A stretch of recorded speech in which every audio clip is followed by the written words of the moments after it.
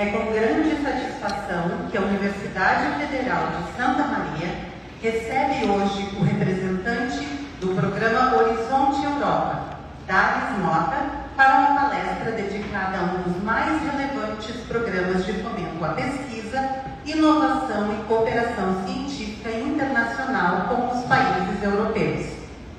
Saudamos as autoridades participantes deste evento: diretores de centro, pró-reitores, coordenadores de cursos, chefes de departamento, docentes, discentes e demais membros da comunidade acadêmica e da comunidade em geral. O Horizonte Europa constitui uma plataforma Europa significa tratar de posicionamento internacional, da consolidação de redes globais de pesquisa e da ampliação das oportunidades para os nossos docentes, pesquisadores, estudantes de pós-graduação e grupos de pesquisa. O programa abre caminhos concretos para a participação em consórcios internacionais, captação de recursos altamente competitivos, desenvolvimento de projetos de grande impacto e fortalecimento da visibilidade internacional da produção científica da universidade. Nesse contexto, a presença de Dales Mota na UFSM é especialmente significativa. Sua atuação no programa Horizonte Europa e sua experiência direta com políticas e instrumentos de cooperação científica entre Brasil e União Europeia nos permitem compreender de forma prática e estratégica como a UFSM pode se inserir de maneira mais efetiva nesse ecossistema global de pesquisa e inovação.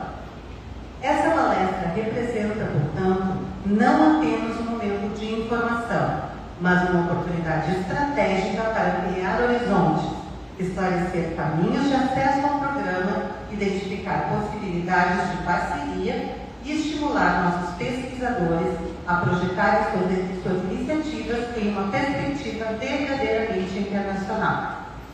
Desejamos que esse encontro contribua para fortalecer ainda mais a vocação internacional da UFSM, inspire novas iniciativas e consolide pontes de cooperação científica duradouras. Chamamos agora o diretor de Relações Internacionais da Universidade Federal de Santa Maria, o professor Paulo Paiar Dias Gonçalves, para fazer uso da palavra. Obrigado. Bom dia, sejam bem-vindos. Esse é um momento importante para a nossa universidade. Eu saúdo os pró-reitores, diretores de centros, coordenadores de cursos, coordenadores de programa de pós-graduação, professores, técnicos e estudantes, pesquisadores da nossa universidade. Faço um agradecimento muito especial ao oficial de Políticas de Ciência, Tecnologia e Inovação da União Europeia e do Brasil, Dales Mota, por estar conosco hoje, apresentando os maiores programas de financiamento à pesquisa e de promoção de colaboração científica no mundo. Este é um momento particularmente importante para a Universidade Federal de Santa Maria. A Diretoria de Relações Internacionais vem estruturando internacionalização de forma integrada e abrangente. Tanto a internacionalização em casa, quanto a UFSM no mundo, estimulando de maneira concreta a colaboração científica internacional dos nossos professores e pesquisadores. Avançamos significativamente na internacionalização da graduação, com iniciativas como o COIL e outros, e também de forma muito consistente na pós-graduação. E esse avanço já se reflete em resultados. A CAPES, historicamente, associa a internacionalização à elevação dos conceitos de 5 para 6 e 6 para 7. Hoje, porém, recentemente, nessa última avaliação, reconhece também a importância de uma internacionalização sólida já nos programas 5. A UFSM avançou de maneira expressiva, consolidando cerca de 70% dos programas de pós-graduação. E passamos de 7 programas, conceitos 6 e 7, para 15 programas, conceitos 6 e 7. Esse resultado é mérito, sobretudo, dos professores e professoras que estão aqui hoje, dedicando tempo à construção de parcerias internacionais, à captação de recurso internacional, a fazer ciência global. Quero cumprimentar de forma especial os coordenadores e coordenadoras dos programas de pós-graduação, cujo papel é absolutamente central nesse processo, bem como as pró-reitorias, como a PFGP e a ProInova, que dão sustentação institucional a essas ações. Destaco também o papel transversal da DRI nesse trabalho, especialmente parabenizo e agradeço ao professor Júlio, responsável por um material simples sobre internacionalização da UFSM, amplamente utilizado nos relatórios SUCPI, e que foi fundamental para qualificar o trabalho dos programas de pós-graduação. Para finalizar, reforço a importância estratégica do momento que teremos agora com o Dales Moda. A UFSM tem uma tradição sólida de cooperação internacional, de cooperação com a Europa e vem ampliando suas parcerias com diversos países europeus. Nós temos aqui o presidente, o professor Ernesto, do Centro de Cooperação Brasil-Alemanha, temos vários pesquisadores com colaboração forte com a Europa, e essa palestra vai ser muito importante nesse sentido. O Horizonte Europa é fundamental para fortalecer essas relações, qualificar a formação dos nossos estudantes e intensificar a colaboração científica internacional. Estamos mapeando pesquisadores e grupos de excelência, promovendo conexões estratégicas e construindo projetos colaborativos. Como exemplo concreto, recentemente firmamos um acordo com a Universidade de Udine, Itália, que já resultou na articulação de projetos nas áreas de sementes e de recursos hídricos. O professor Elvis está aqui presente e essa prospecção com certeza vai resultar em bons frutos para os grupos de pesquisa da nossa universidade. Esse é o caminho: prospectar, conectar e construir redes internacionais sólidas. Muito obrigado e uma excelente palestra para todos. Obrigada, professor Baiar, pela fala. Então, dando continuidade ao nosso evento, vamos chamar agora o nosso palestrante. Lembramos que ao final da palestra nós teremos um tempo para perguntas, ok? Dales Mota Nunes é o oficial de Políticas de Ciência, Tecnologia e Inovação da União Europeia no Brasil, tendo atuado anteriormente no Departamento de Instrumentos de Políticas Externas e no Serviço Europeu de Ação Externa. É advogado e mestre em Relações Internacionais e Comércio Exterior pela Universidade de Barcelona. Seja muito bem-vindo, Dales, e obrigado por compartilhar os seus conhecimentos conosco. Obrigado. Bom dia a todos. Muito obrigado pela apresentação, por me apresentar. Queria que meus pais estivessem escutando isso, uma bela apresentação. Primeiramente, como vocês conseguem ver, meu nome é Dales Mota. Certeza que alguém pensou que era um gringo, estrangeiro, mas não, sou goiano, tá? trabalho em Brasília, trabalho na sede da União Europeia, da missão da União Europeia no Brasil. E hoje eu vim aqui para poder falar um pouquinho sobre o Horizonte Europa aqui para vocês. Tá? Pessoal, eu vou tentar ser o mais didático possível, menos chato também, porque é muita informação, eu sei que é muita informação, mas ao mesmo tempo no final, com as perguntas, vou tentar sanar o máximo de dúvidas que vocês tiverem, mas também vou deixar o meu contato para quem quiser se conectar depois, tirar dúvidas do ponto de vista individual ou como instituição, tá bom? Vai ser mais como uma conversa, não é uma palestra assim, não é uma apresentação, é uma conversa, para que vocês realmente possam interagir com essa informação.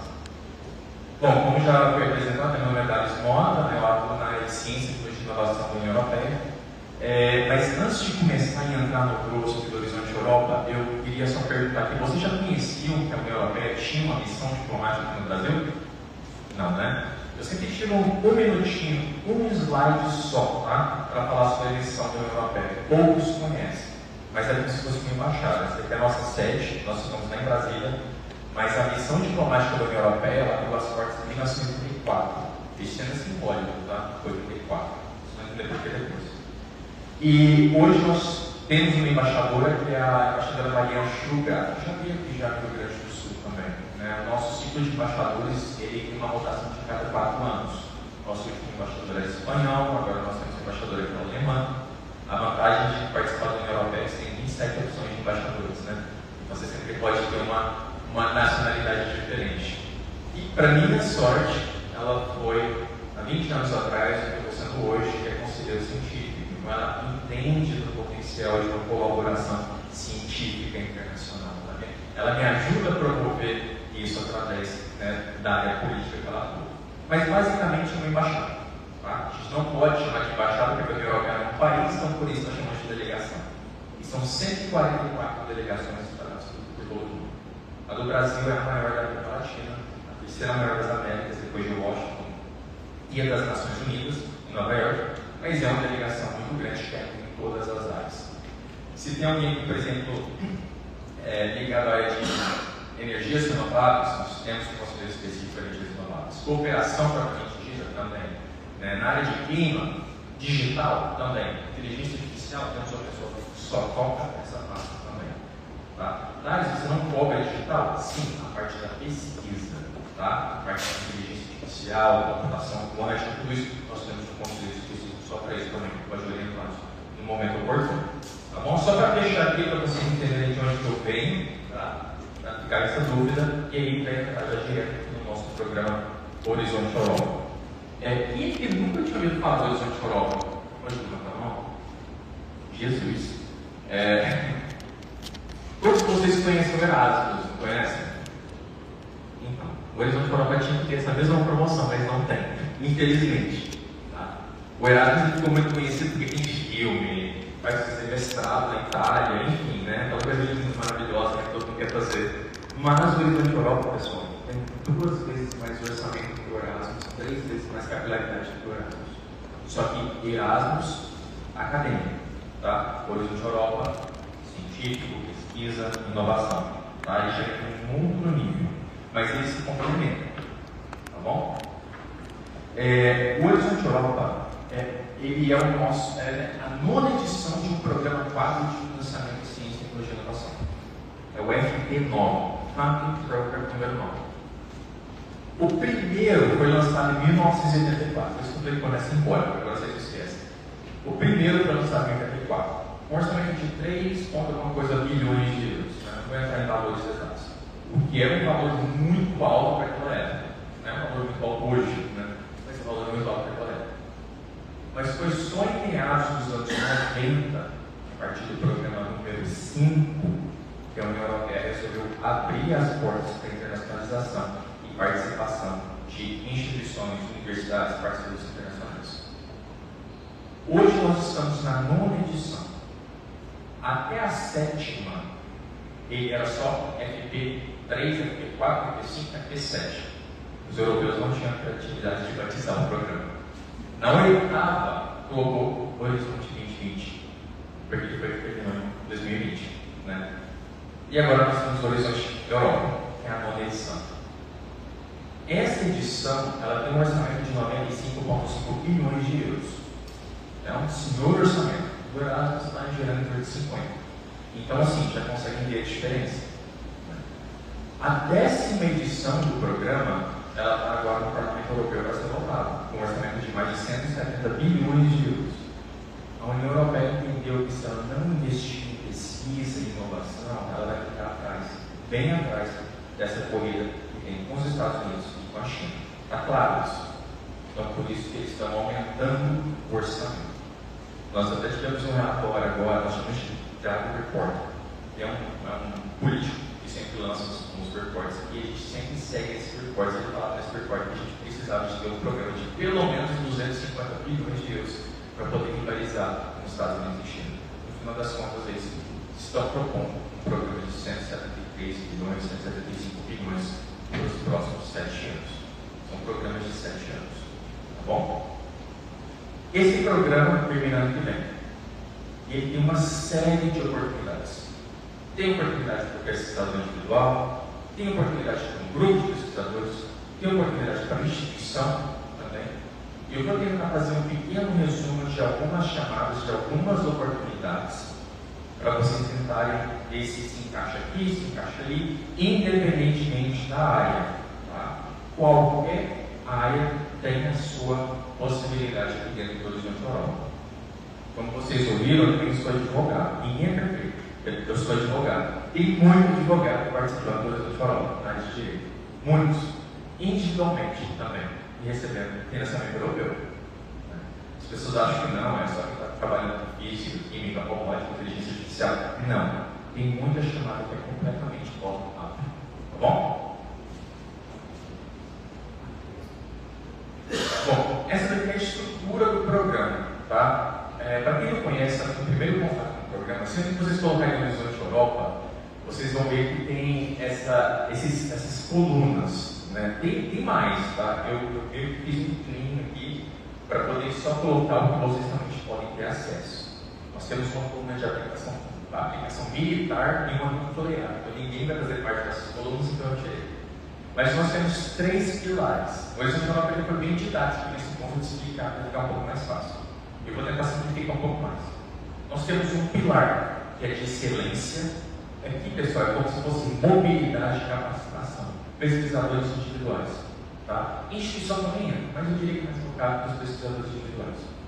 Nós temos um pilar que foca nos desafios globais da competitividade industrial europeia. Aqui são os projetos de colaboração científica internacional.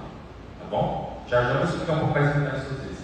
E nós temos um terceiro pilar, que é de inovação, também de colaboração científica internacional. Então aqui, ó, pesquisador individual, tá? Instituição. Aqui também pode entrar instituição, mas aqui também entra pesquisador individual também. Tá bom? Eu vou falar um pouquinho aqui de forma resumida, mas eu vou entrar em mais detalhes no pilar 2, nas chamadas do pilar 2, e nessas duas aqui do pilar 1, que é onde nós temos mais chamadas de participação do Brasil, nas ações Marie Curie e nas chamadas do Conselho Europeu de Investigação e Conselho Europeu de Pesquisa. Tá? São as chamadas que eu vou, porque senão a gente ficar aqui o dia inteiro. Então eu resolvi focar onde a gente já está mandando muito bem, para a gente falar melhor ainda e aumentar a participação do Brasil nessas chamadas. Bom, como vocês conseguem ver, nós temos essa divisão de pilares para poder facilitar. No próximo programa 4, a gente vai ter o 4º pilar, que é o pilar da defesa. Eu acho que vocês conseguiram, porque a Europa agora tem investido pesado também em defesa. Provavelmente não será aberta a cooperação internacional por motivos óbvios, né? Mas nunca se sabe. Talvez uma parte de pesquisa sim, né? Não parte de desenvolvimento, mas talvez a pesquisa sim. Até porque a gente tem vários acordos de cooperação nesse sentido também. Mas os outros pilares terão que continuar. Tá? Rapidamente, nós temos 3 grupos de chamadas, que pode ser tanto pesquisador individual como para a instituição. Elas acontecem de forma anual, todo ano nós temos essas chamadas. Aqui nós temos 6 grupos de chamadas, que é o que nós chamamos de clusters. Dentro de cada cluster aqui, nós temos um mundo de chamadas.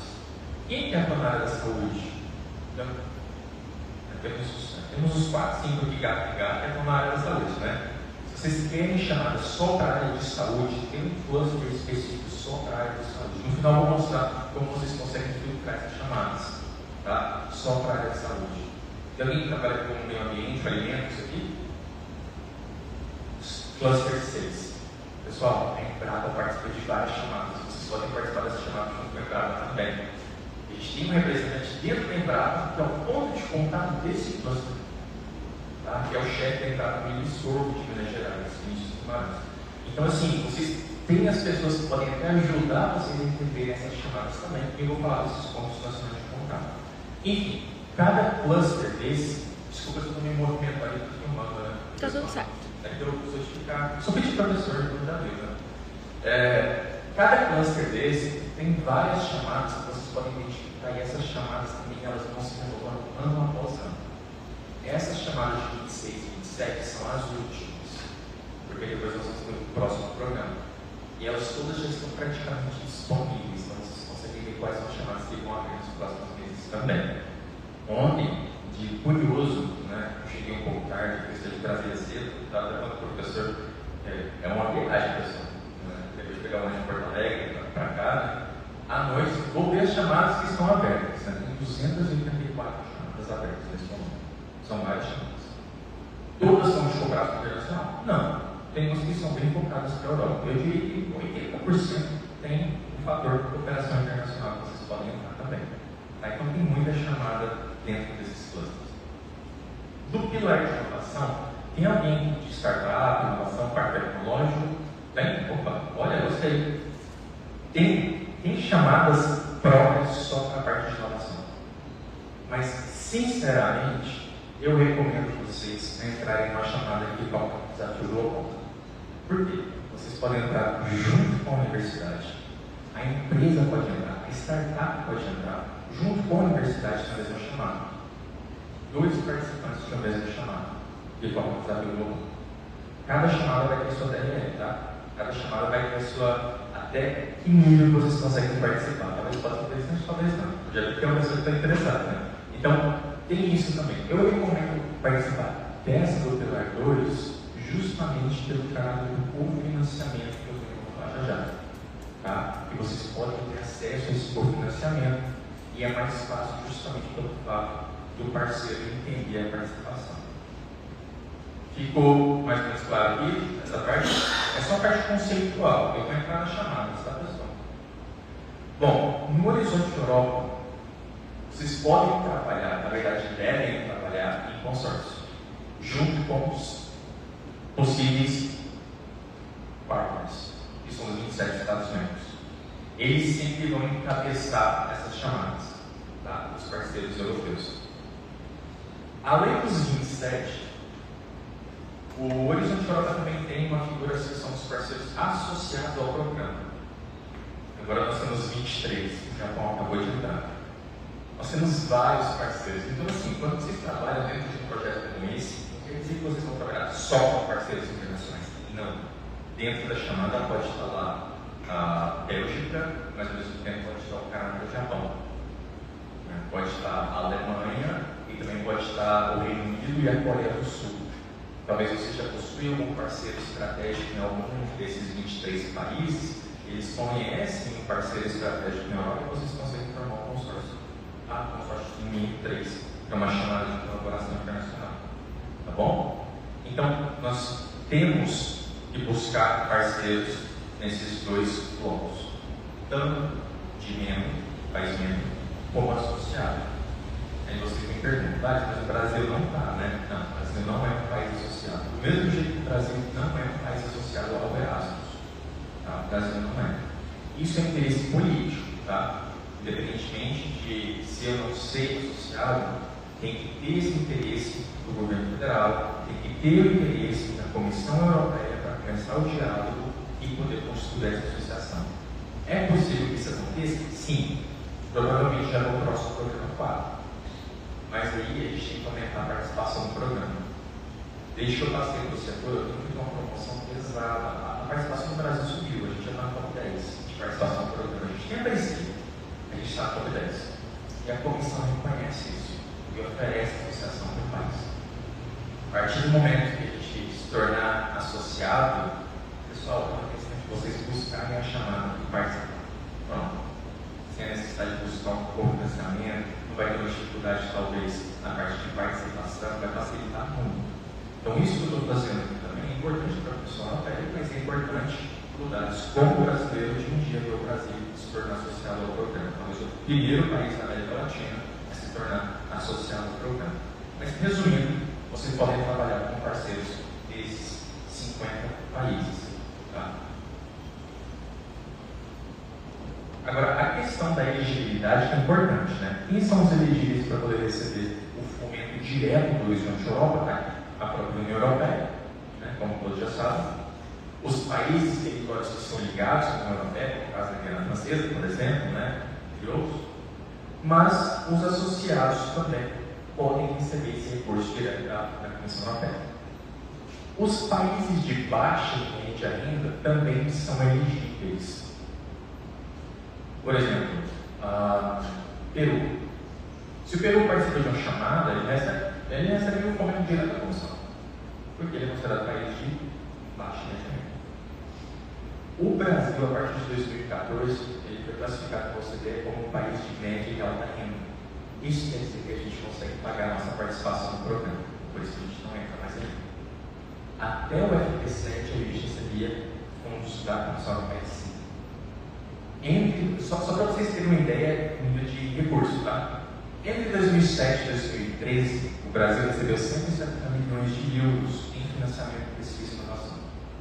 Entre 2014 e 2020, recebeu 16,9%, 10%. Só porque deixou de ser elegível. Só que a gente está pagando o nosso financiamento. A gente sabe que não é a realidade do Brasil, a gente tem 27 países dentro do nosso Brasil, cada estado tem a sua realidade, né? Mas, como a União Europeia vê o Brasil como deve ser visto, como um país, né? Então isso se aplica a todo o país. Mas, nós temos a possibilidade, né, de participar e ser elegível quando nós somos considerados excepcionais para aquelas chamadas. A gente precisa do Brasil, a gente precisa da UFSM, a gente precisa do pesquisador X para participar. Nesse caso, se for justificado, a Comissão Europeia também financia com isso. E isso acontece bastante. Tá? Nós temos muitas peculiaridades aqui, principalmente em matéria de meio ambiente, energias renováveis e saúde. São as principais chamadas que a gente busca esse financiamento direto que consegue. Mas aí, os que não são elegíveis automaticamente no fomento, é assim que a norma do Horizonte Europa fala, sabe?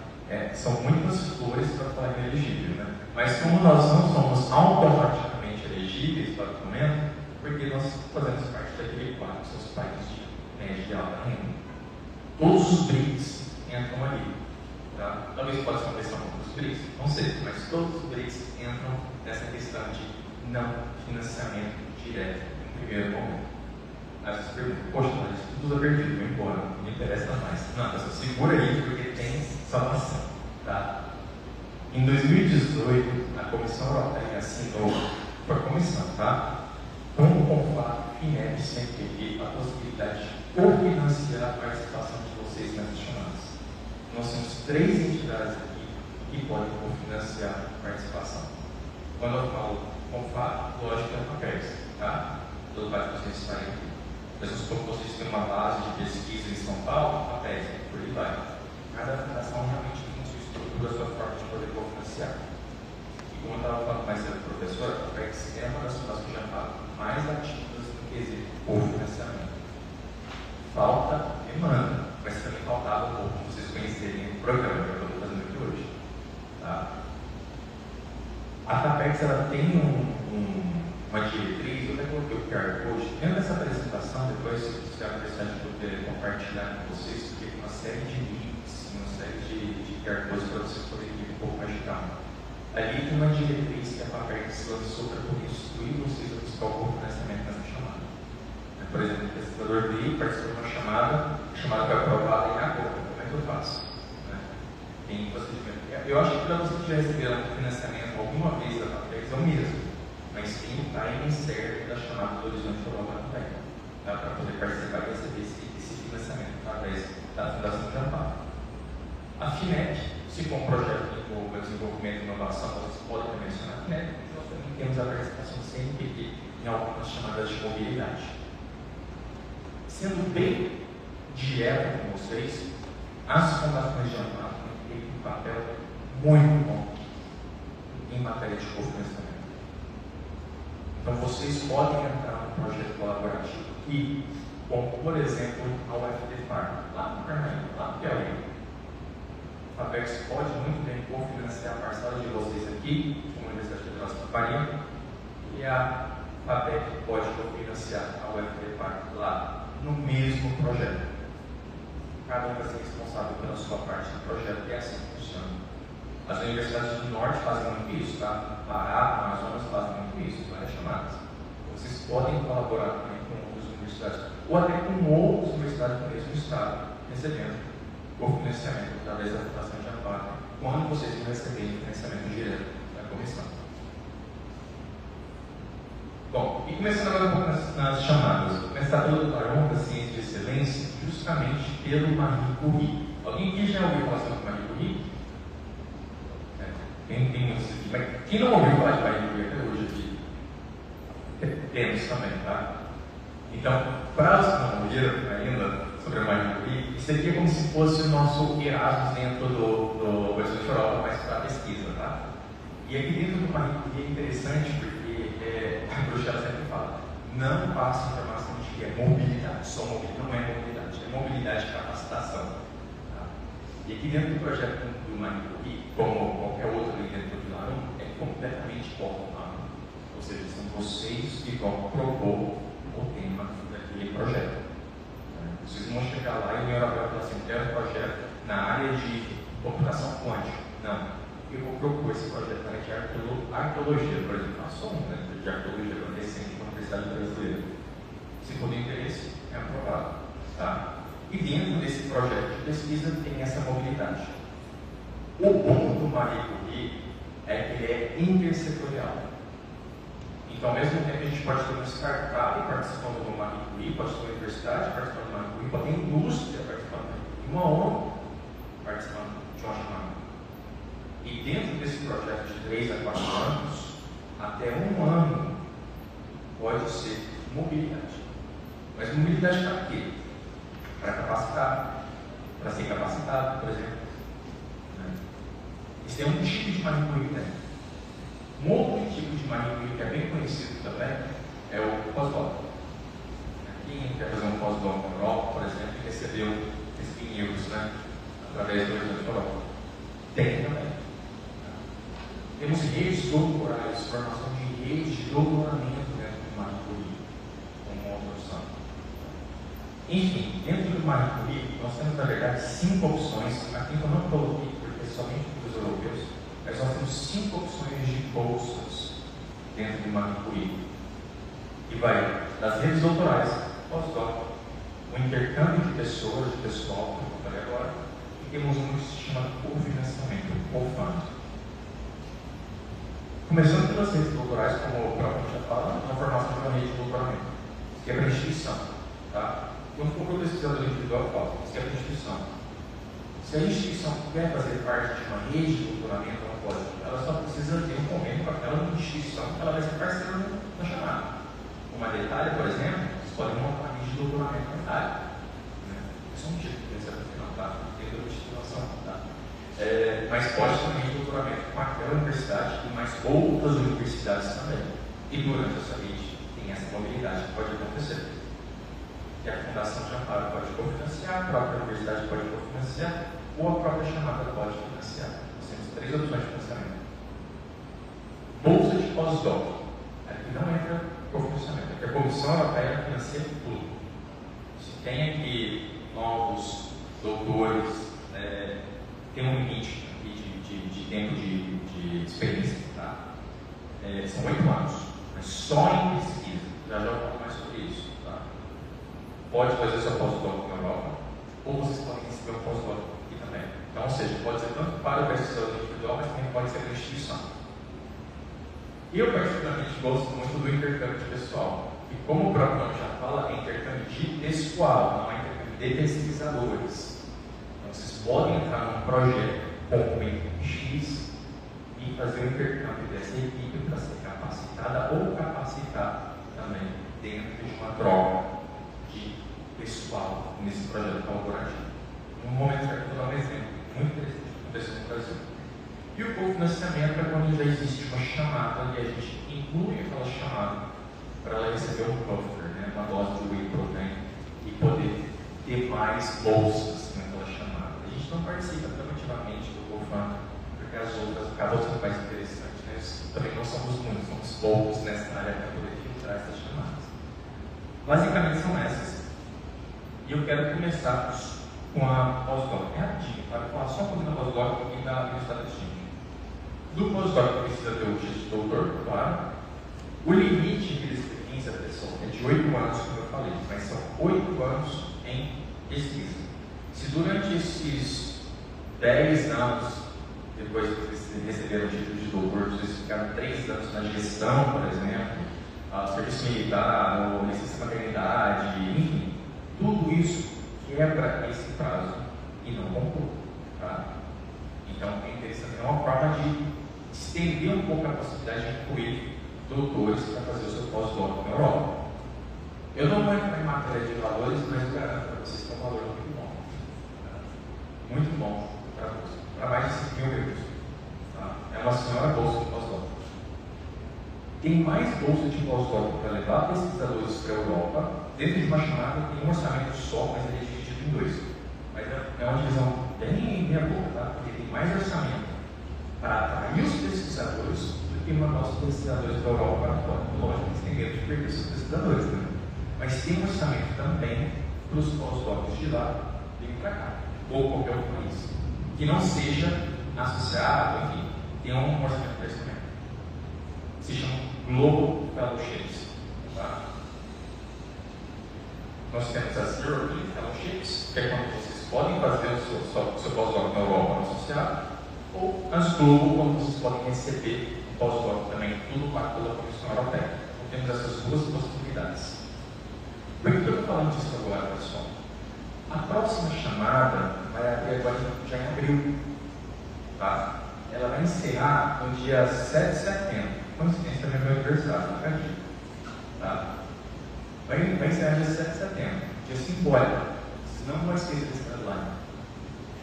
Se vocês podem participar, eu recomendo. Se não, façam, podem passar para alguém para participar, porque é uma bolsa que o Brasil está mandando muito bem. A nossa participação em doutores na Europa, de longe, disparado, é dentro do pós-doc do Estado Exchange. Nós temos muito know-how para isso. E por que eu estou falando muito sobre essa chamada? Porque provavelmente, agora já nas próximas semanas, a gente deve fazer um curso preparatório para a redação de propostas. Eu devo colocar no meu LinkedIn, a gente está colocando na parte de delegação, assim que a gente tiver tudo redondinho, vocês vão ter essa informação. Tá? Geralmente a gente traz uma expert da Espanha para poder ensinar a gente uma proposta de pós-doc, de como participar de uma chamada pós-doc. Isso é muito bom.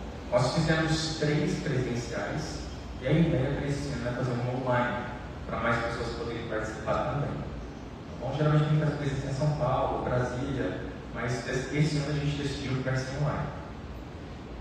E essa chamada, pessoal, ela, além dela ir até setembro, até o mês de setembro, com certeza nós teremos alguns workshops para falar só dessa chamada, dicas para as próximas chamadas também, pessoas que conseguiram os pós-doc também. Então eu recomendo vocês a seguirem, tá? E o Estado Exchange, como eu tinha falado, aqui a gente está falando de uma outra chamada, que é mais instituição, tá?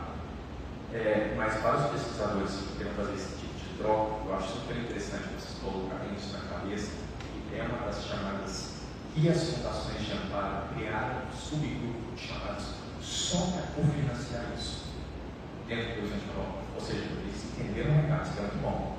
Por que é bom? Imagina vocês trabalhando num grupo colaborativo, 4 instituições, 2 universidades e uma startup e uma indústria, de países diferentes, e vocês são a 4ª como instituição e como universidade. Dentro desse projeto, vou colocar aqui na área de saúde, imunossupressor de moléculas cancerígenas, por exemplo. Né? Eu não sou da área, então eu posso estar falando um pouquinho de pouco. Tá? E vocês entram nesse projeto de pesquisa. Dentro da pesquisa, vocês, Márcio, cidade de saúde, né?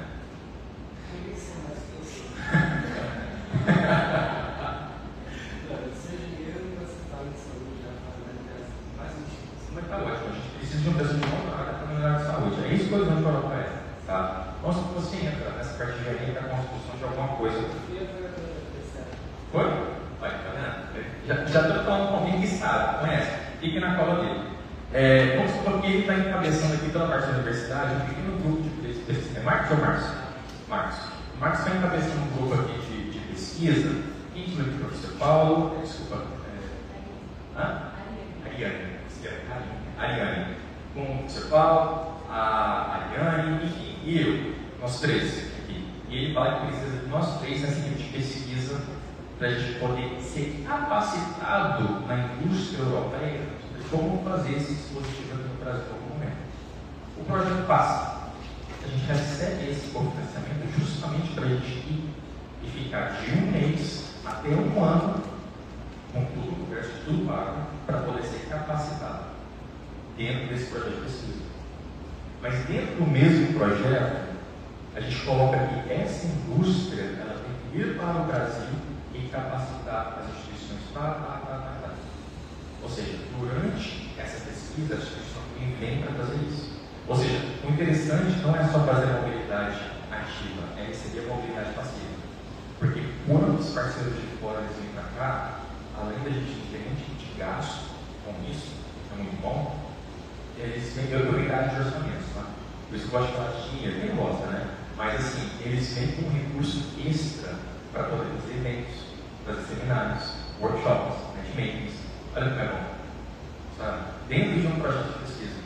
Porque às vezes falta isso, né? E eles vêm com essa linha orçamentária para a gente poder dar um ponto naquele projeto também. E aí as financiações já para começar a entender isso. Opa, pera um pouquinho. Então, se eu financiar a mobilidade do Marcos com a equipe dele, vai me custar, sei lá, R$70 mil nessa mobilidade.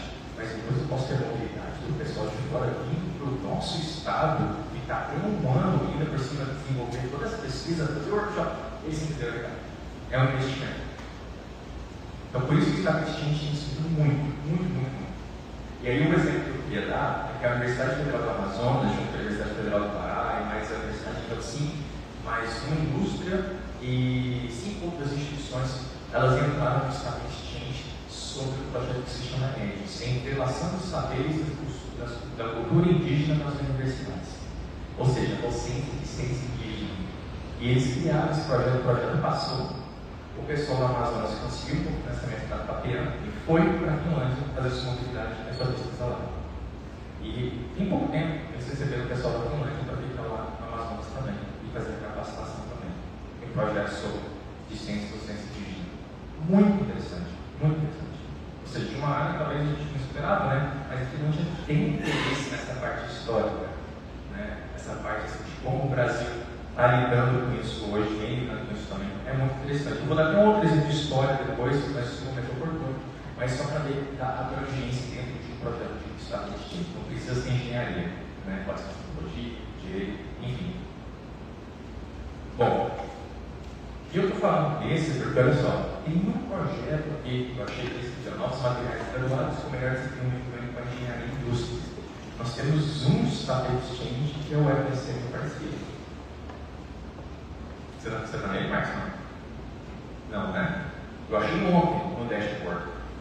Então, eu não sei, porque questão de felicidade, eu não sei qual que é o representante da instituição nesse projeto, mas esse projeto aqui, que acho que é uma instituição espanhola que está coordenando ele, né, tem a participação da Universidade Federal de Santa Maria. Ele começou lá no comecinho do Horizonte Europa, provavelmente foi uma chamada de 2021, porque ele começou em 2022. O projeto vai até fevereiro do ano que vem. Então, tem uma chamada aqui na área de engenharia e indústria. Alô?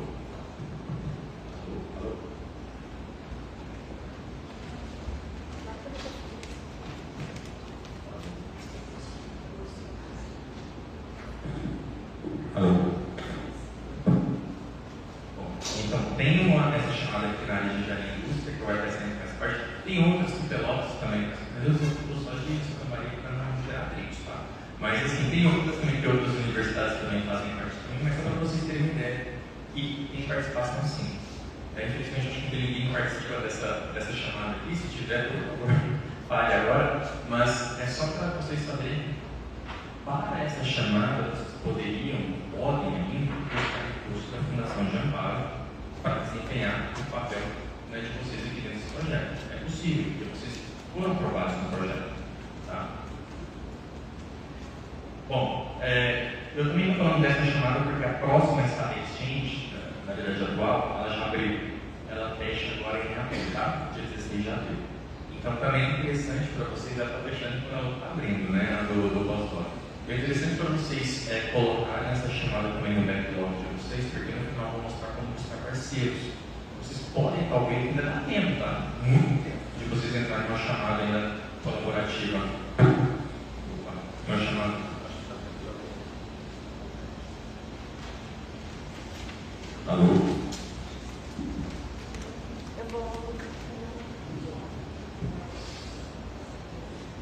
Eu vou tentar falar aqui de uma forma para vocês escutarem, mas insistir muito aí. Eu acho que está bom, né?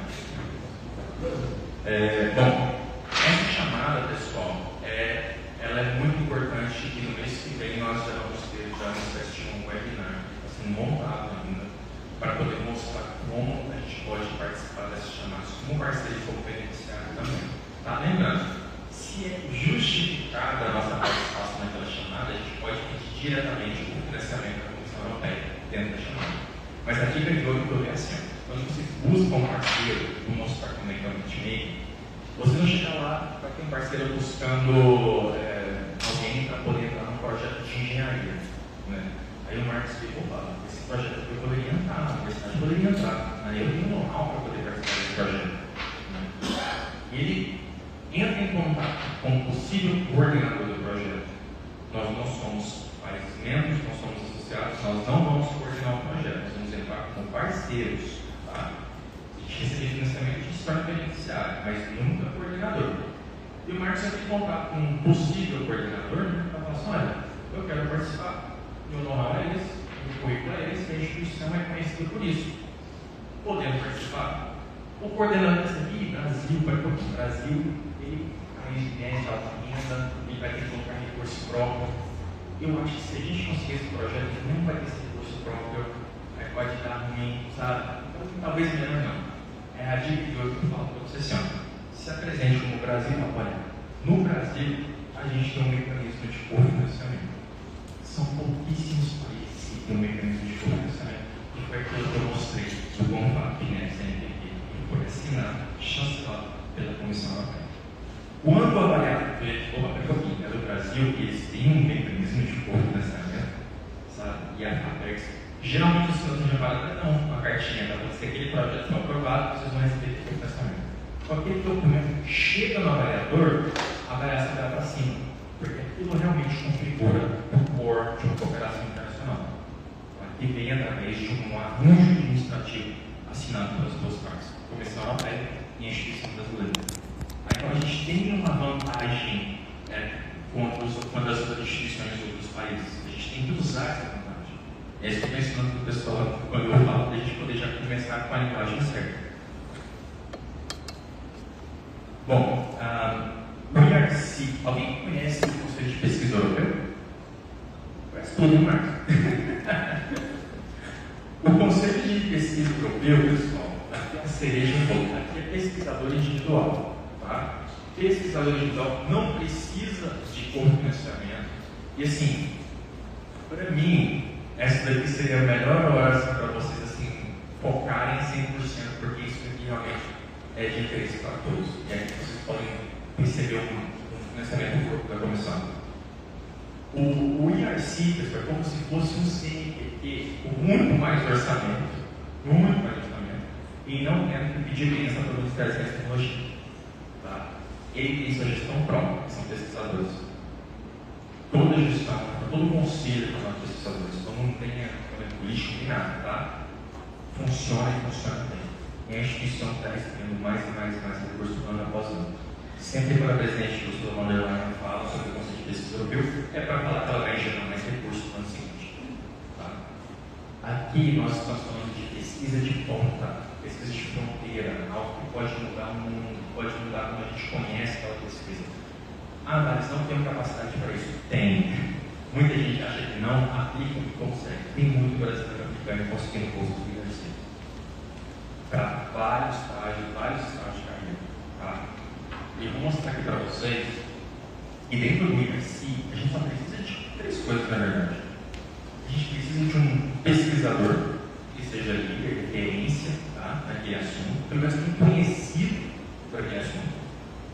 Uma instituição de acolhimento, porque a sua pesquisa vai ser feita na Europa, então tem que ter uma instituição que vai te acolher, tá? Mas abre um parênteses aí, depois eu volto. Tem uma instituição que vai te acolher, por isso que é interessante para vocês e é interessante para a Europa, porque esse recurso ele vai passar por vocês e vai voltar para a instituição. Não é um investimento que a Europa faz ela mesma através de vocês, mas vocês têm que ter a gestão. E um projeto tem que ser inovador, né? Tem que ser um projeto realmente que seja diferente, algo que vocês possam mostrar um valor agregado muito grande e que impacte. E o critério aqui para avaliação, seleção, é excelência científica. Tá? Quando eu apresentei isso a primeira vez, quando eu assumi em 23, a minha primeira apresentação foi na FGV, esse pós que eles fazem de ciência e tecnologia. E tinha um Marcos lá no meio, assim, prestando atenção. Um dia, assim, depois ele falou comigo no copo e falei, eu vou aplicar para isso. E ele aplicou. No ano seguinte, ele me escreveu para falar, não consegui.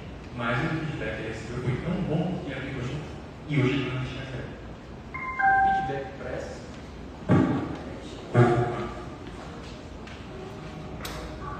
O feedback para essas chamadas aqui é muito bom.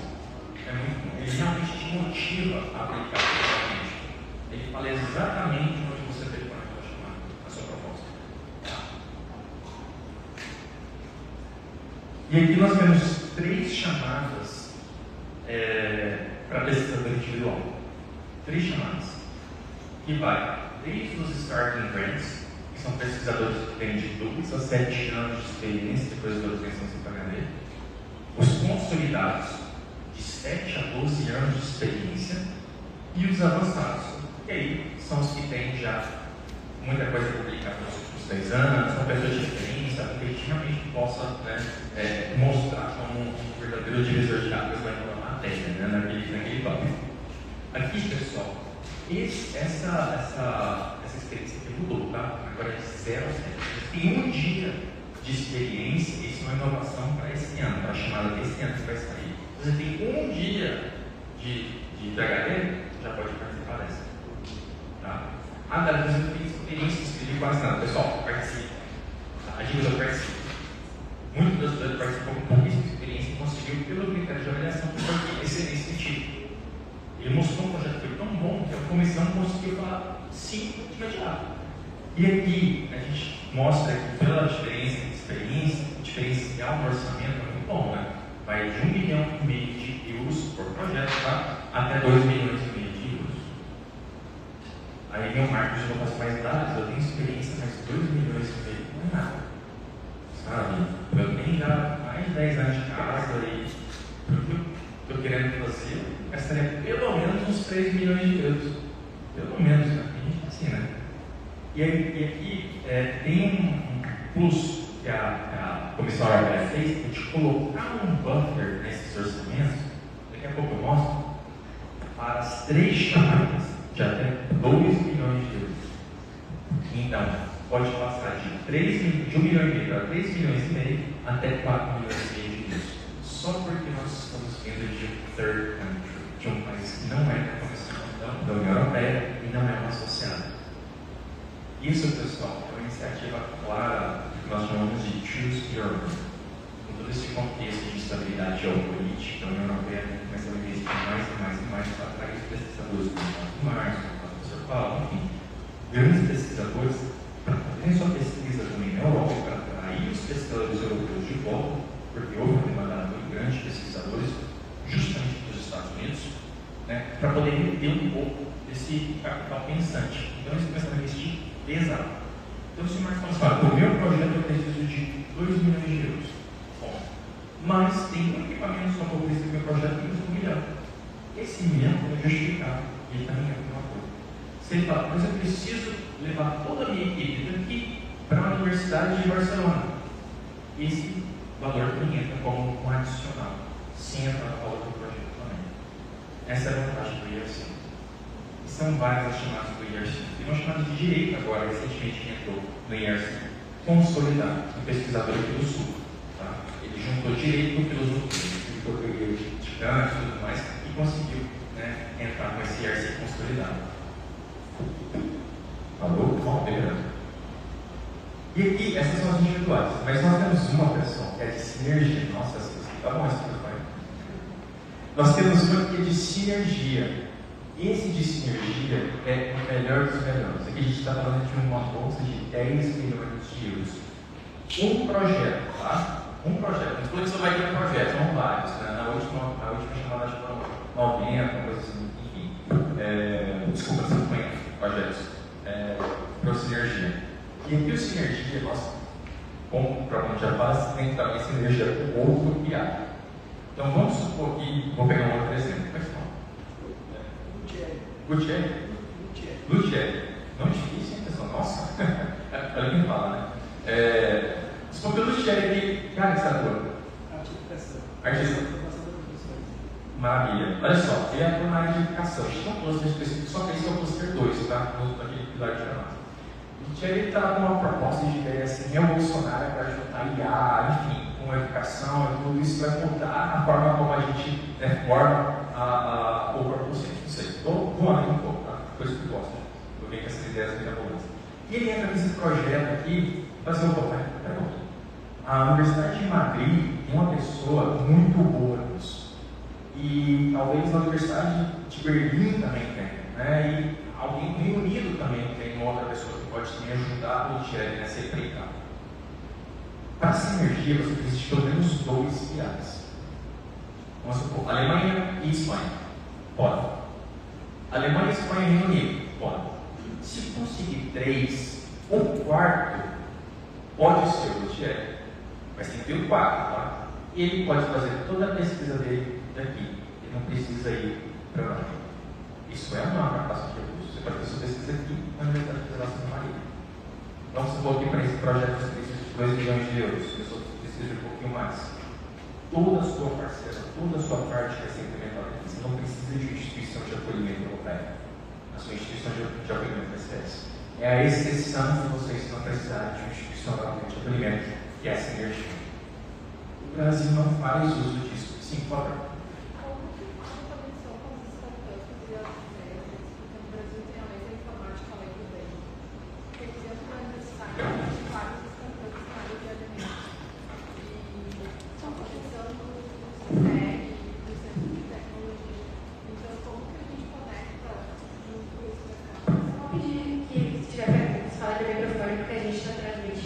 E aí, então, o pessoal está em casa consegue ouvir. Bom dia.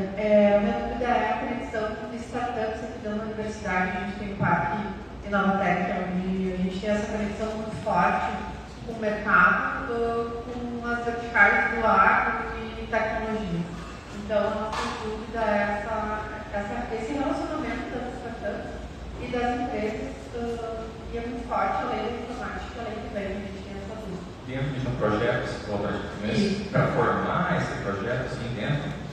Como fomenta as startups. Tá. Então, olha só, explique vai dentro do projeto, né? Como é que é o nome mesmo? Marca. Marca. Eu estou pegando. Marca. Desculpa, tá? É que não dá para muito bem dentro do fundo. Então, dentro de um projeto como esse, ou seja, lógico que vocês precisam ter interação interna também entre a própria startup e a universidade dentro do projeto. Tá? A startup talvez já sabe em qual projeto ela pode entrar, mas se tem uma boa interação entre o parque tecnológico e a instituição, vocês já sabem para qual projeto vocês podem aplicar juntos. Cada um vai ter o seu papel de divisor dentro desse projeto, na formação da proposta, cada um vai ter o seu componente. Vocês vão só alimentar o coordenador sobre esse componente. Vocês vão preencher os formulários normais de participação na chamada, mas quem vai escrever a proposta é o coordenador do projeto. Vamos supor o startup da. Como é seu nome? Luciano. Se o Luciano ele entra numa chamada colaborativa, você também entra numa chamada colaborativa, O Luciano, ele é responsável pela parte dele, ele pode pedir o cofinanciamento para a Fundação de Amparo, até mesmo para a FINEP, eu recomendo a Fundação de Amparo, tá? Da parcela dele e você da sua. Essa interação dentro do projeto é como o projeto todo desenhado. Você talvez nem precisa ter contato com o Luciano, mesmo estando aqui dentro do parque tecnológico da própria instituição, dentro desse projeto. Ou talvez sim. Então, por isso que é muito de projeto. Tá? Dentro de um IRC, como a gente está falando de pesquisa, aqui seria mais instituição de ensino mesmo. Tá? Lógico que pode ter um centro de pesquisa em Brava, por exemplo, um pesquisador de Brava pode aplicar, né, também com um IRC. É o que eu sempre falo, pessoal de Brava. Eu já visitei 11 unidades de Brava, são 46, eu visitei 11, eu falo um bocado. Tem instituição de Brava, tem pesquisador que já está lá, tem muito tempo, talvez não acredita muito nessa questão de você fomentar um IRC e para uma instituição lá fora. E tem pesquisador, por mais que esteja muito tempo, opa, não, se já é uma grande oportunidade para a gente também, e vai a fundo. Então agora ele está participando pesado, principalmente nessa sinergia. Porque com os cortes do orçamento dele agora do governo, sabe, é uma forma dela conseguir captar algo para poder entrar naquela parcela de pesquisa também. Vai muito, tá? Bom, nesse caso aqui, pessoal, da sinergia, só voltando aqui, nós temos esses 10 milhões, tá? Para financiar até 4, né? O Logitech, por exemplo, escolhe 2 milhões aqui para poder realizar a parte de pesquisa dele, mas ao mesmo tempo ele fala assim, eu preciso de um pouco mais, eu preciso de 1 milhão a mais e os outros também precisam. O buffer dessa chamada chega a 4 milhões, então de 10 seria 14. Então é uma chamada muito interessante, tá? Muito interessante. Agora eu quero dar só alguns exemplos para poder incentivar aqui vocês. Antes de mais nada, eu quero mostrar a chamada que fechou. Eu estou mostrando que fechou porque as novas chamadas ainda não abriram, tá? Elas vão abrir agora no ano. Essa aqui fechou só para vocês entenderem como é que vai ser a questão do recurso nacional. Essa aqui é uma chamada consolidada, que é de 2 milhões, tá? Para um projeto de 5 anos. E aí, tem um financiamento adicional que é de 1 milhão de euros para custos de instalação, startup, compra de grandes equipamentos, acesso a grandes infraestruturas e trabalho de campo experimental de alto custo. Ou seja, ela já especificou, né, onde você vai poder colocar esse milhão extra se você precisar. Mas vamos supor que eu tirei fazer pesquisa dele aqui, quer fazer pesquisa dele lá na Universidade de Sorbonne, por exemplo, e ele precisa de um recurso para poder levar a pesquisa dele para lá. Então ele pode ter um recurso adicional. E esse milhão pode chegar até 2 milhões a mais. Vamos supor que vai gastar 500 mil para levar todo o laboratório, todo o pessoal dele para lá.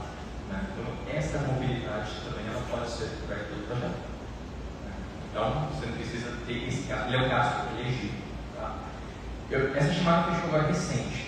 Ainda não tem os dados da participação brasileira, mas a participação brasileira nas chamadas ela quase quadruplicou nos últimos 3 anos. Isso já mostra o interesse dos pesquisadores brasileiros por esse tipo de chamada, tá? Principalmente as individuais. E aí, eu quero dar alguns exemplos. Eu conheci o Storm, foi um projeto consolidado. Ele montou um projeto para poder estudar tecnologias digitais, para poder estudar o comportamento do fogo. Usa drone, usa inteligência artificial, ele usa as leituras pelo Copérnicos, né, que é o satélite europeu, enfim, como uma forma de você evitar e você até mesmo quantificar a questão das queimadas de maneira precisa, antes mesmo que ela aconteça, mas não é possível, enfim, né?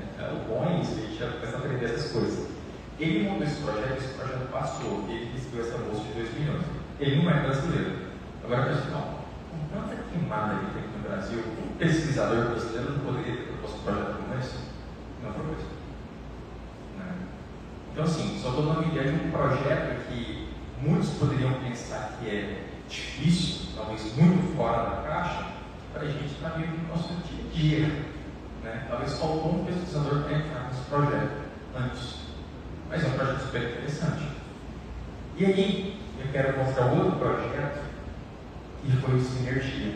Foi a primeira sinergia que o Brasil entrou no ano passado, com a Universidade Federal Fluminense, num projeto de história, tráfico de escravos.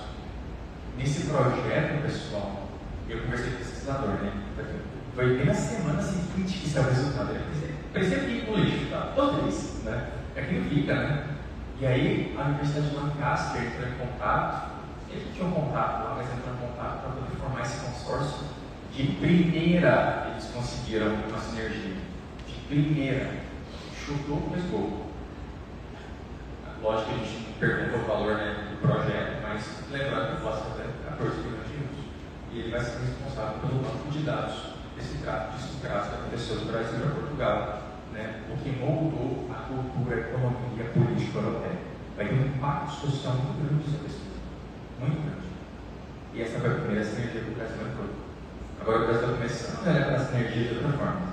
Nas Américas sempre os Estados Unidos, que tem sinergia. Os Estados Unidos, nós também podemos aplicar para a sinergia também. Ficou claro agora entender que a importância das bolsas ERC? As chamadas vão abrir todo ano, tá? Serão as últimas chamadas do ERC 500 nesse programa, que é 27. Mas as próximas chamadas já vão abrir já no próximo ano, provavelmente no próximo programa 4. Elas não vão mudar, pessoal, elas vão simplificar. Todo ano elas estão sendo simplificadas, com uma variação mais fácil, mais rápida, então diminuindo o tempo entre o projeto aprovado e assinar o contrato, tá? Sempre conseguiram diminuir, acho que em 2 meses, acho que a média é 8 meses, agora é 6 meses. Aprovou o projeto, assinou, já começa. Tá? Porque é muito difícil também, né, você conseguir conciliar tudo isso. Para 6 meses, eles querem reduzir para 4, né? Vamos ver se consegue. Sabe como é que a União Europeia é meio burocrática, né? E aí, para quem, só para finalizar essa parte de mobilidade, vamos supor, né, que o chefe de cidade diz: eu não quero participar desse projeto, mas eu quero conhecer, eu quero viver isso na pele um pouco, eu quero fazer assim, uma pequena viagem para conhecer esse projeto. Em Goiás a gente fala muito que a gente quer curiar, né, coisa dos outros. Não sei como é que vocês falam aqui. Fala curiar também? Não? Eu aprendi, bom, bispilotar, né? Mas eu aprendi que no Pará eles falam habilidade, né? Então assim, vamos supor que o chefe de habilidade, como é que vocês falam aqui? Xeretar? A gente fala também. Vocês querem xeretar o projeto do Oleguinha, né? Ele fala assim: tem aquele projeto que eu quero ver de perto como é que funciona. Todo ano, o CNPq e o CONFAP, através desse arranjo que nós falamos, que na verdade é o novo arranjo, não vai ficar nessa parte legal, não, tá? Eles fomentam a ida de pesquisadores por um período curto. Pode ser de uma semana, pode ser de um mês, até um ano, dentro de um projeto de pesquisa. Pagando todas as despesas e tudo mais, projeto, marketing, Sr. Paulo, para poder chegar lá e entender como é que aquele projeto funciona, como aquela coordenação funciona, a pesquisa, como que isso está aplicado, tudo. É uma mobilidade pura. E aí você não vai ter relação com o projeto, mas tem mobilidade que tem um projeto. Tá? E aí, todo ano, o CNPq e o CONFAP lançam chamadas de mobilidade nesse sentido. As próximas serão lançadas já no mês que vem. Eu conversei com o CONFAP ontem, eles vão receber uma lista do ERC, tá? Do Conselho de Pesquisa Europeu, com os projetos.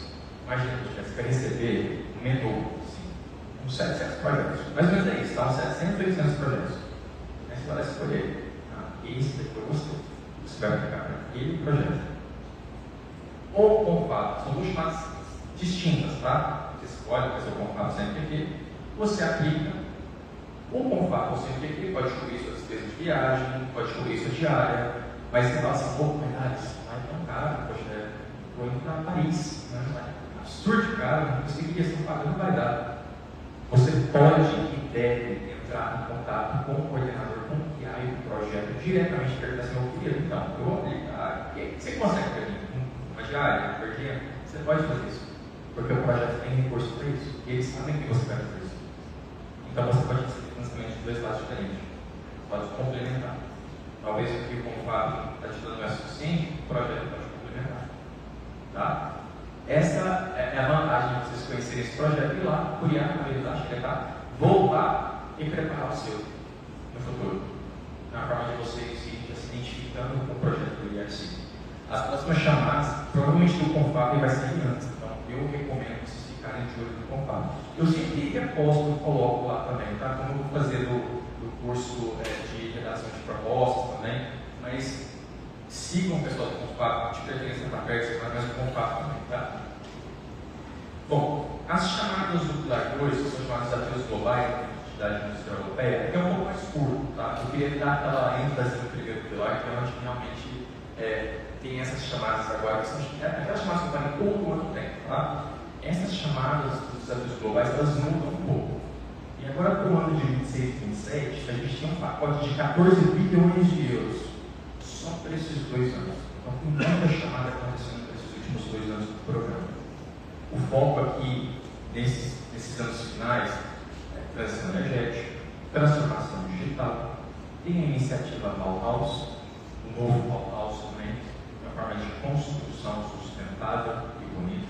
Né? Esse é um foco muito grande da União Europeia também, e da minha embaixadora também, além de outras áreas. Tá? Materiais críticos também, materiais avançados. Então, nós temos várias chamadas para esses 2 últimos anos.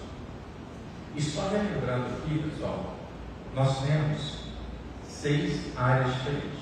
Vai de saúde, como é o seu caso, Lúcia, aqui entrarei na parte de cultura, criatividade e sociedade inclusiva. Tá? Tem as chamadas na parte de educação também. Se estiver pequeno, pessoal, eu vou falar aqui, tá? No cluster 3, nós temos a parte de segurança civil. O cluster 4 é o cluster mais famoso e queridinho dos brasileiros, que é o cluster digital e espacial. Então, tem muitas chamadas da parte de inteligência artificial, high performance computing e... Sim?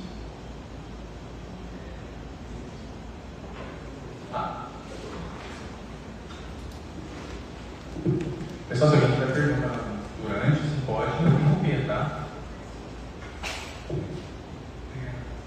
Já está, como você falou no slide, ele tem 6 blocos, 6 subgrupos. Como é que fica a relação entre eles? Porque, afinal de contas, nem sempre você tem um projeto extremamente vinculado só à segurança ou clima. Né? Por exemplo, tem projetos que envolvem digital e saúde. Sim. É bom que você perguntou isso. Lembrando, como é o caso do Luciano, que está na parte assim, vamos supor, uma startup, tá? Na parte tecnológica, você, né, uma academia. Essa parte intersetorial é muito importante para a chamada dos. Mas o que acaba sendo mais importante ainda é a área interdisciplinar da chamada. Então, você, como a parte de engenharia, você pode muito bem para a chamada de saúde fácil, tá? Digital, enfim, meio ambiente. Por isso é interessante você identificar a sua área de interesse, porque se você faz eu estou na área, eu sou engenheiro, mas eu queria muito trabalhar com um dispositivo relacionado à área de saúde. Dentro da área de saúde, sim, você pode fazer um filtro e você vai ter as chamadas que vão necessitar da sua expertise. Essas chamadas são top-down, vocês não vão montar um projeto. A União Europeia funciona aqui, eu quero um projeto disso. Hoje, o projeto que eu estou usando como exemplo, que fechou agora recentemente, para estudar um material que envolva as aeronaves para acabar com o gelo de forma dos aviões, para evitar acidentes aéreos, sabe? Então, assim, é um projeto extremamente técnico, envolve materiais avançados, engenharia, computação quântica, né, meio ambiente, precisa ser sustentável também. Ou seja, ele pegou 3 clusters, mas o projeto em si, ele estava dentro do cluster 4, envolve a parte de espaço, mas ele envolve sub-áreas. Tá? Então, vai. Sim.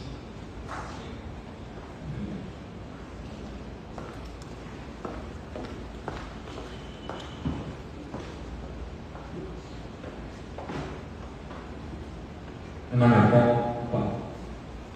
A pergunta é a respeito ao fluxo das solicitações, porque em alguns casos você tem que ter o financiamento. Né? E a primeira pergunta seria: quando saem as chamadas do horizonte, se também saem concomitantemente as chamadas das partes. Segundo lugar, a chamada, o suprimento na fábrica já tem que estar vinculada à solicitação que foi feita nos nomes, vice-versa. Como é que isso funciona? Tá. Como é que você mantém isso? Paulo, obrigado. Essa é uma pergunta que provavelmente iria aparecer no final, mas que bom que você já fez agora. A Fundação de Amparo, ela não lança chamada junto com chamada, seria impossível.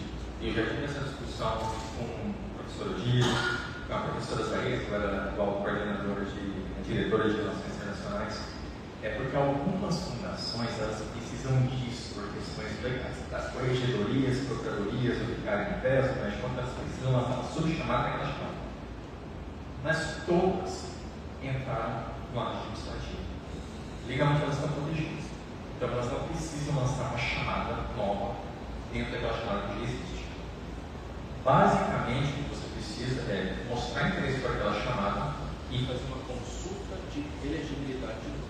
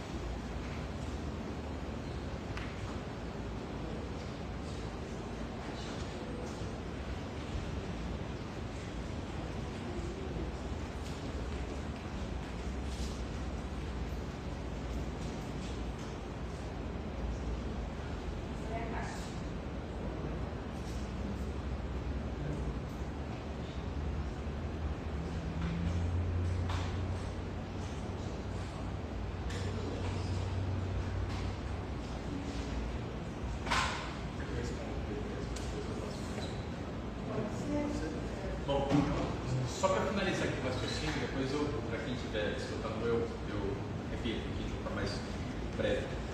Então eles não precisam lançar, no meu entendimento, eles não precisam lançar essa chamada nova, não precisam. Então você basicamente vai mostrar um interesse para essa chamada, vai fazer uma consulta de elegibilidade de computação de amparo, basicamente escrever um e-mail para eles, né, e falar assim, olha, eu estou interessado por essa chamada, e aqui na sua diretriz mostra que eu posso ter acesso a um pouco de financiamento. Cada fundação de amparo vai agir de uma forma diferente. Santa Catarina, por exemplo, ela lançou uma chamada própria, sabe? Eu conversei com eles preferiram lançar uma chamada própria para isso. Mas você só vai precisar de uma informação deles, falando assim, sim, se você participar dessa chamada e o projeto for aprovado, você pode ter um cofinanciamento. Pode, né? Tudo depende de disponibilidade orçamentária também. Só com esse e-mail, com uma carta, qualquer coisa que seja, é isso que você vai encaminhar para o coordenador do projeto durante a fase de preparação de proposta. Porque o avaliador precisa disso, ele precisa saber que aquele participante brasileiro pode ser cofinanciado. Isso vai ajudar vocês a ter um projeto melhor avaliado. Tá? E as fundações sabem disso, o professor Odilo, que é o presidente daqui, ele sabe muito bem disso também. É interesse deles também, porque a partir do momento que eles estão internacionalizando vocês, o relatório gerencial da Fundação de Amparo vai lá para cima. É bom que eles não desculpem, vai lá para cima, né? Então isso melhora a pontuação da Fundação de Amparo também. Então, assim, é um bem bolado que acaba acontecendo no final. A questão do timing pode ser um pouco difícil, porque demora um tempo para ser aprovado pela comissão. O recurso da fundação talvez é para aquele ano, e você só vai saber do resultado no início do ano que vem. Aí você já está trabalhando com outro orçamento da fundação. Então, a minha dica aí você tem que ativar, entrar em contato com a fundação de novo, para ela poder fazer uma reserva, ou talvez buscar de alguma outra reserva para poder cumprir aquele seu orçamento. Geralmente funciona. Eu não vi nenhum caso de uma fundação que tenha falado que ia reservar o orçamento e depois não repassou o orçamento para o proponente. Tá?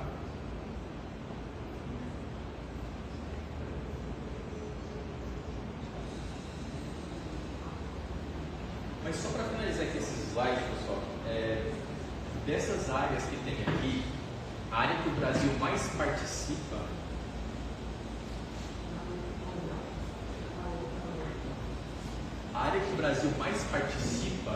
é no cluster 6, meio ambiente, alimentos, tá? A Embrapa, eu vou bater na tecla de novo, é uma potência dentro desse cluster. Então, se tem alguém que trabalha na área de recursos naturais, meio ambiente, alimentos, segurança alimentar, nutricionismo, sabe, qualquer área relacionada com isso, vocês podem entrar no projeto colaborativo e podem até mesmo buscar qual que é a unidade da Embrapa que vocês gostariam de trabalhar e incentivar-los a trabalhar nessa proposta também. Nossa, direito do Estado, pessoal, eles vão lidar com a fundação de amparo daquele Estado. Tá? Eles me ajudam a fazer esse elo com as fundações, no final vai também contar, podem contar comigo também. Tá? É meu papel também buscar a Embrapa para poder entrar nessas chamadas colaborativas também. Vocês não vão estar sozinhos nessa não, tá bom?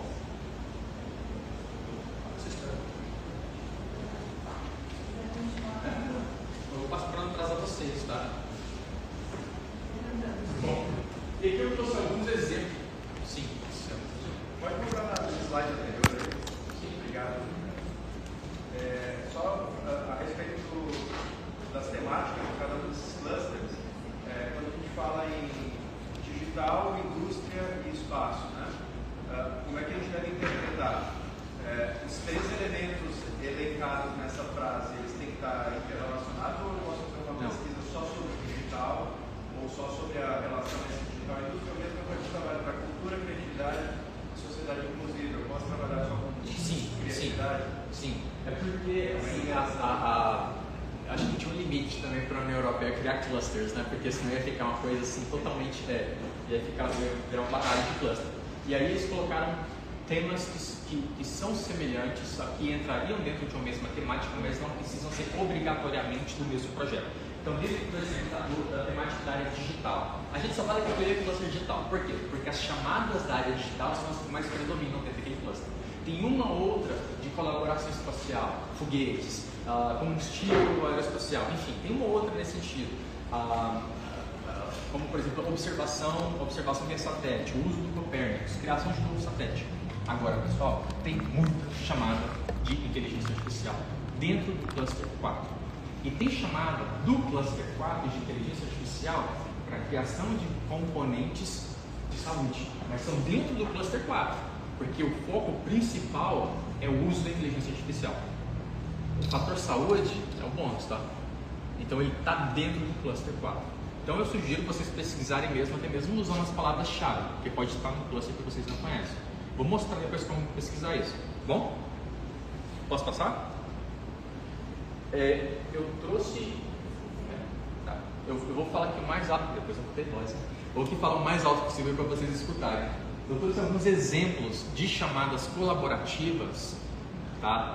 Para vocês terem uma ideia, com participação de entidades brasileiras. Essa aqui, por exemplo, aqui, ó, é uma sobre ação climática.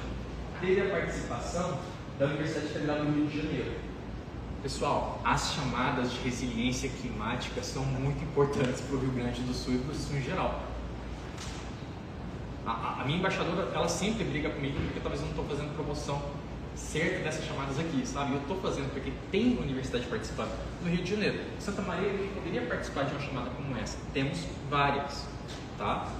E a participação de vocês, com certeza, seria cofinanciada por uma fundação de amparo, pela importância da chamada.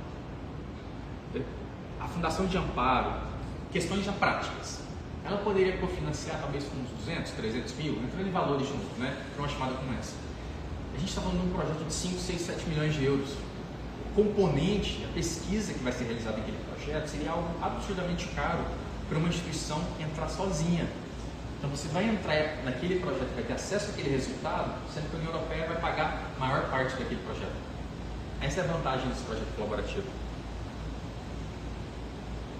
Um outro projeto também, que nesse caso teve a participação do Instituto DOR de Pesquisa de Niterói, que foi um projeto para tratamento de câncer em pacientes jovens.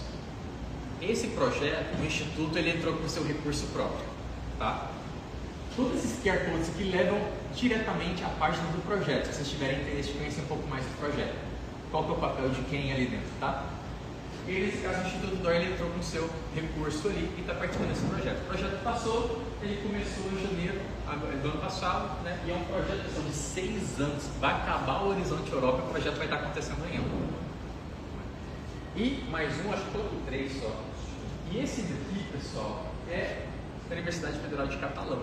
Aquele do Rio de Janeiro, desculpa, o primeiro que eu mostrei do Rio de Janeiro, ele foi cofinanciado pela FAPERJ. Tá? Agora, esse daqui, eu tinha que trazer um de Goiás, claro, né? Desculpa. Mas esse aqui foi com a Universidade Federal de Catalão. Entrou num projeto aqui que fala sobre materiais críticos, que hoje está em evidência, toda a questão de materiais, né? Não só materiais críticos, mas materiais avançados também.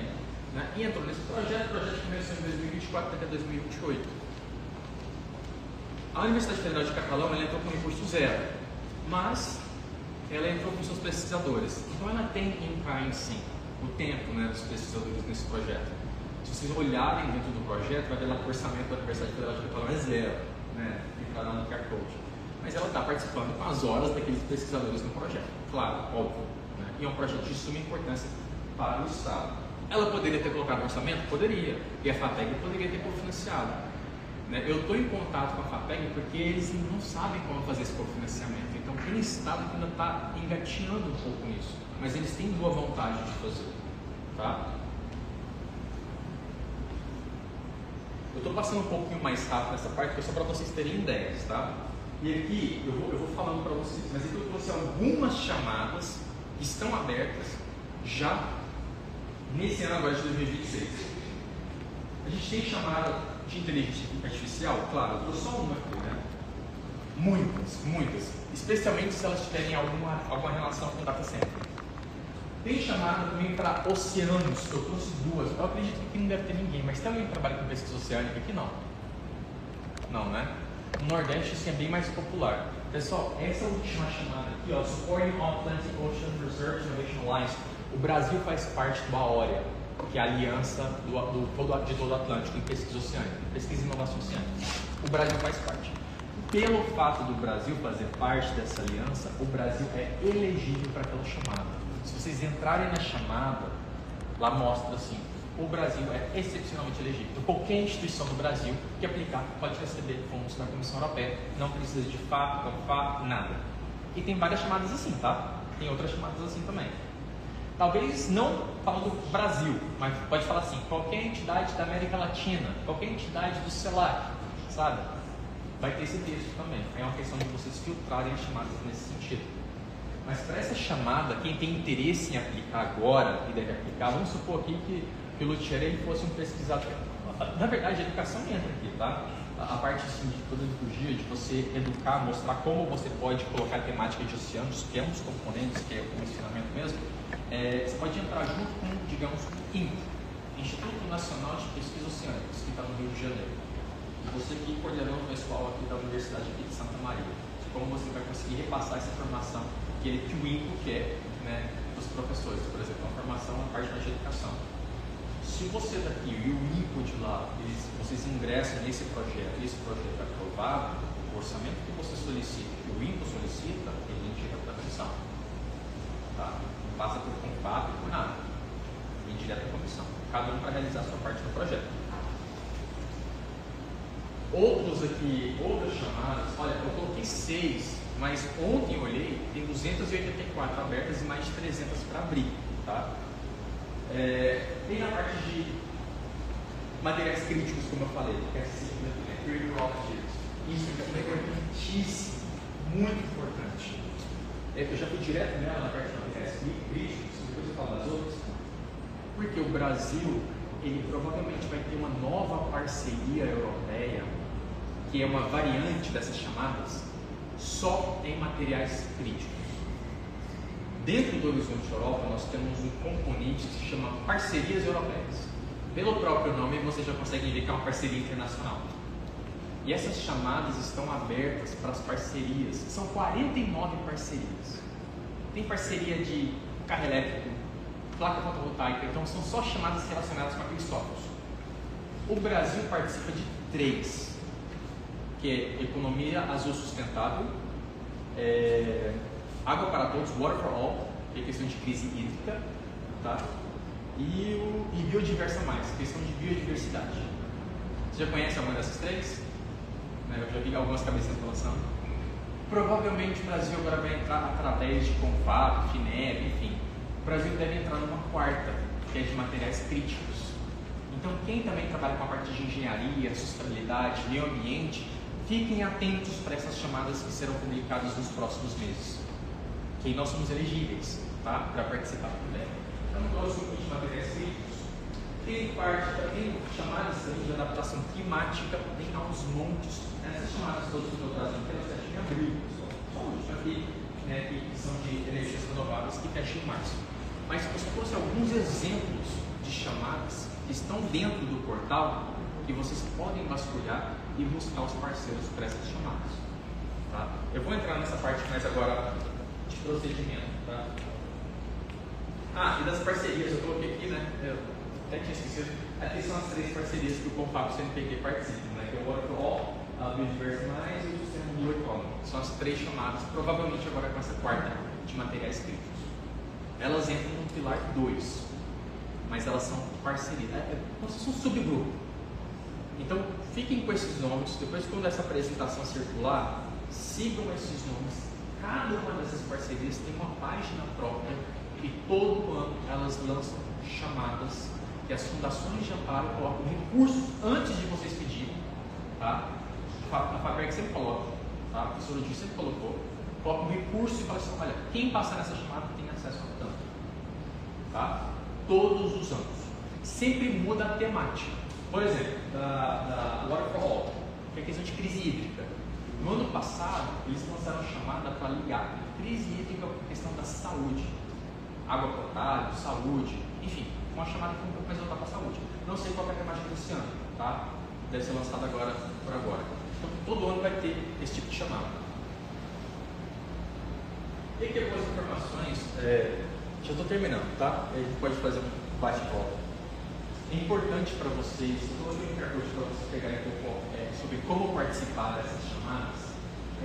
Vocês precisam entender do Horizonte Europa o seguinte: o interesse é de vocês como pesquisador ou o interesse de vocês como pesquisador de instituição? Tá?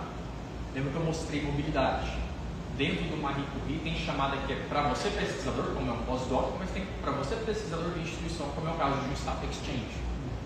Mas também tem um IRC, uma bolsa do Conselho de Pesquisa Europeu, que nesse caso é para você pesquisador. Porque o objetivo nesse caso é para quê? É uma capacitação? É uma mobilidade? É uma cooperação? O Horizonte Europa ele cobre tudo isso. Tá bom? Diferentemente do Erasmus. Eu sempre vou fazer um downgrade do Erasmus para vocês esquecerem o Erasmus, tá? Um pouquinho, tá? A frequência das chamadas anuais. Todo ano nós temos as chamadas. Mas além das anuais, nós temos as chamadas programadas, que foram essas chamadas que eu mostrei para vocês agora, são exemplos de chamadas programadas. Por que programadas? A cada 2 anos, a União Europeia lança um livro de chamadas. Nesses próximos 2 anos, estas serão as chamadas. Ano que vem, a gente já vai ter o rascunho do próximo programa. Nesse rascunho, a gente vai ter as chamadas, as primeiras chamadas do programa. Então, a gente sempre lança a programação das chamadas. Além das chamadas que são anuais, Marie Curie e IRC. Tá? E como você ingressar no consórcio? Essa pergunta que todo mundo quer saber, né? Como é que eu vou conhecer o Luthieri lá da Espanha? Como eu vou conhecer o Marcos francês, né? Para poder interagir com eles, já poder, né, já criar, começar a construir esse projeto. Pessoal, a própria página onde vocês aplicam para essas chamadas é o melhor caminho. Ela tem um instrumento de matchmaking fenomenal. Tá? Vou mostrar um pouquinho para vocês. Essa é a página, aqui é o QR Code da página, tá? Essa é o EU Funding Underscore.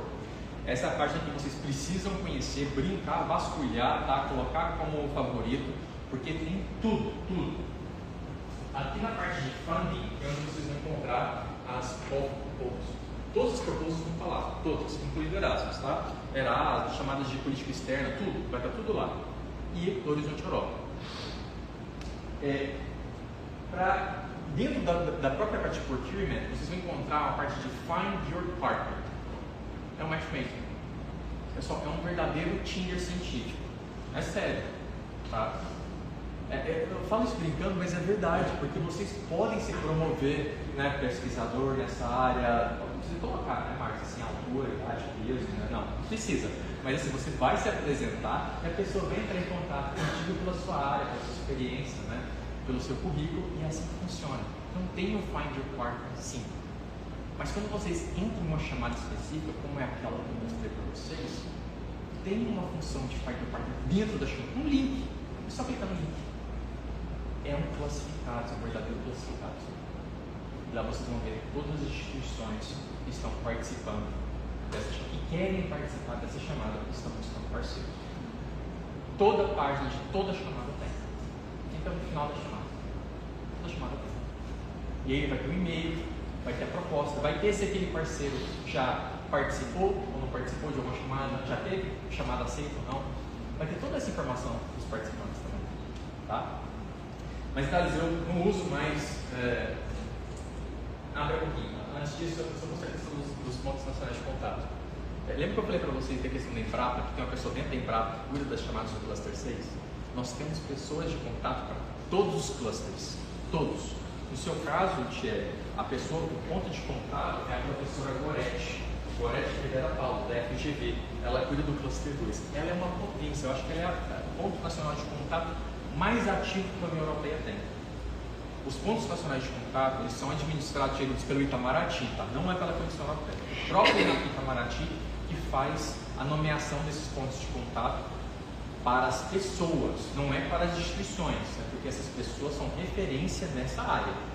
Então a professora Gorete pode falar assim, olha, para essa chamada talvez é interessante você entrar em contato com tal instituição. E ela pode te ajudar com isso também. Tá? Mas você pode contar comigo, mas você tem um ponto de contato para poder te ajudar também dentro da FGV. Para todos os clusters e para todas as chamadas. É Marie Curie?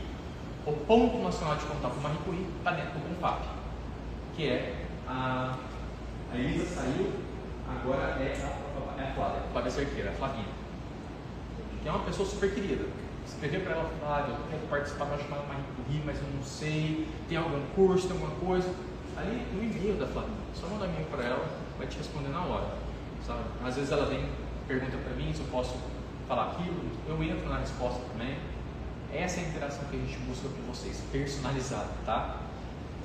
E aí, pessoal, só para fechar, a União Europeia lançou no ano passado o aplicativo. Toda essa parte que eu mostrei para vocês, agora ele foi reduzido a um aplicativo. Então, assim, baixem o aplicativo e brinquem, porque vocês podem pesquisar as chamadas no aplicativo. Vocês podem buscar parceiros no aplicativo. Tá? E tem também a função de buscar até os infodays. Infodays são as atividades sobre aquele grupo de chamadas. Se eu não me engano, agora no dia 26 de janeiro, hoje é 25, né? 26. Então, hoje está tendo um infoday, se eu não me engano, na área de meio ambiente, que é o Cluster 6. Então, assim, sempre vão ter essas atividades, esses encontros para poder explicar sobre as chamadas dentro daquele cluster que se chama Infodays. E dentro do aplicativo também mostra a lista, a agenda das próximas atividades também. Então eu recomendo vocês a terem esse aplicativo com vocês, tá? Evita de vocês irem no computador, mas para quem trabalha com isso, o computador é muito mais prático. E tem um passo a passo de como participar, né? As regras. Tem tudo, tem os vídeos, tem como preencher os formulários. Os anexos são os mesmos, praticamente os mesmos para todas as chamadas. Aprendeu para um, aprendeu para todos. Então o título fala bastante de várias chamadas, de vários diferentes pilares para vocês, porque a partir do que vocês entendem como uma chamada funcionando, vocês entendem todo. Tá? E só para finalizar aqui, nós também temos a. Oh, desculpa, quer que eu. O pessoal está perguntando o nome do aplicativo. Segue a sua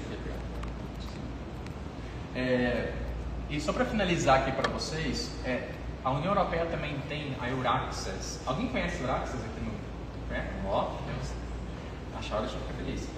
Nós temos a Euraccess aqui no Brasil e na Colômbia, que são duas pessoas que me ajudam nessa parte de promoção. A Euraccess é um contratado da comissão. Nós temos duas coordenadoras, uma aqui no Brasil e temos uma em Bogotá, que me ajuda nessa parte promocional, né? Eu não consigo também viajar o Brasil todo, né, para poder promover o instrumento. E o Euraccess é um parceiro muito bom, porque não só me ajuda a promover o Horizonte Europa, como também promove os instrumentos dos Estados-membros também. As chamadas da Itália, da França, enfim, para quem, né, quer buscar alguma chamada específica. Mas eu aconselho vocês entrarem na página do Euraccess, porque eles lançaram uma lista simplificada das chamadas de interesse da América Latina. Então eles fizeram um filtro já, sabe, um link das chamadas. Vocês podem entrar na página do Euraccess e poder ter acesso a essa tabela. Não conseguiu achar? Me manda um e-mail no final, vou deixar meu contato também, que eu posso mandar esse contato para vocês. Não ia colocar aqui porque fica muito, né, tem um link dela própria, ia ficar muita informação na tela, vocês não iam conseguir pegar. Mas o Euraccess é uma referência aqui na parte de promoção.